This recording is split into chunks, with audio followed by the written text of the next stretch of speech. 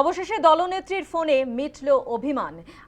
আপনাদের জানাবো, তৃণমূল প্রার্থী দলের বিরুদ্ধে তিনি ক্ষোভ উগরে দিয়েছিলেন। টিকিট না পেয়ে, প্রার্থী না হতে পেরে ক্ষোভে চেয়ারম্যান পদ ছাড়েন খগেশ্বর রায়। তারপরেই মমতা বন্দ্যোপাধ্যায় তিনি ফোন করেন এবং মমতা বন্দ্যোপাধ্যায়ের ফোনে জট কাটায় প্রচারে খগেশ্বর। রাজগঞ্জের প্রার্থী হয়ে দেওয়াল লিখন করেন তিনি। স্বপ্না বর্মনের সমর্থনে প্রচারে খগেশ্বর রায়। আর এই বিষয় নিয়ে প্রতিবেদন তুলে ধরেছে আমাদের প্রতিনিধি প্রদীপ সরকার। জলপাইগুড়ি জেলার রাজগঞ্জ বিধানসভায় 4 বারের বিধায়ক খগেশ্বর রায় এবার কিন্তু টিকিট পাননি, যে কারণে তিনি অভিমানী হয়েছিলেন। চেয়ারম্যানের পদ থেকে তিনি সরে যাচ্ছেন বলেও তিনি হুঁশিয়ারি দিয়েছিলেন। যদিও পরবর্তীতে মুখ্যমন্ত্রীর ফোনে তিনি কার্যত শান্ত হন এবং তাকেই এই রাজগঞ্জ বিধানসভায় এশিয়ান গেমসের সোনাজয়ী স্বপ্না বর্মনকে যেহেতু প্রার্থী করেছে তৃণমূল, তাকে জেতানোর দায়িত্ব দেওয়া হয় খগেশ্বর রায়কে। কিন্তু খগেশ্বর রায়কে দায়িত্ব দেওয়ার পর খগেশ্বর রায় ময়দানে নেমে দেওয়াল লিখন শুরু করলো। এখনও কিন্তু সেই অর্থে দলের যে প্রার্থী স্বপ্নাকে পাওয়া যায়নি। যদিও অজুহাত স্বপ্নার বাবা অসুস্থ, যদিও দেখা গেছে স্বপ্না কিন্তু অন্য এক জায়গায় অন্য এক গোষ্ঠীর প্রচারে তাকে এক মন্দিরে দেখা গেছে। তাহলে যে খগেশ্বর রায় বিধায়ক, যাকে স্বপ্না বর্মনের প্রচারে পুরোপুরি দায়িত্ব দেওয়া হয়েছে খোদ মুখ্যমন্ত্রীর নির্দেশে, সেখানে কিন্তু আজও স্বপ্নাকে পাওয়া গেল না।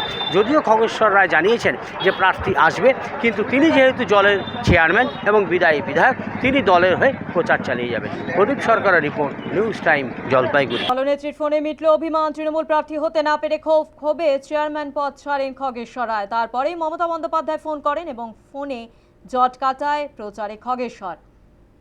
কি বলছেন খগেশ্বর রায়, শোনাবো। আপনারা যে কথাটা বললেন, অভিমানী না। আমি 98 থেকে তৃণমূল কংগ্রেস দল করি।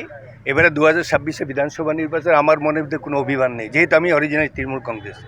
এবং উত্তর বাংলায় প্রথম জলপাইগুড়িতে প্রথম তৃণমূল কংগ্রেস ঘাসফুলের 2009 বাই ইলেকশনে আমি ঘাসফুল চিহ্নে, তখন 21 রাজগঞ্জ বিধানসভা ছিল, 21 রাজগঞ্জ বিধানসভার মানুষ আমাকে জোড়াফুল চিহ্নে ভোট দিয়ে আমাকে জয়ী করেছে।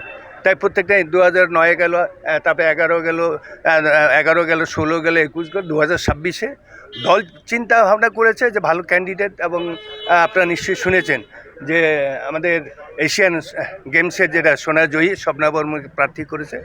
তাই স্বপ্না বর্মনের সমর্থনে আজকে থেকে আমরা দেওয়াল লিখনের মাধ্যমে আজকে আমরা প্রচার শুরু করলাম। এবং নিশ্চয়ই আমরা নিশ্চিত এবারও 2004 বার যেমন আমি বিধায়ক ছিলাম, এবারও স্বপ্না বর্মনকে তৃণমূল কংগ্রেস প্রার্থী বিপুল ভোটে আমরা জয়ী করব।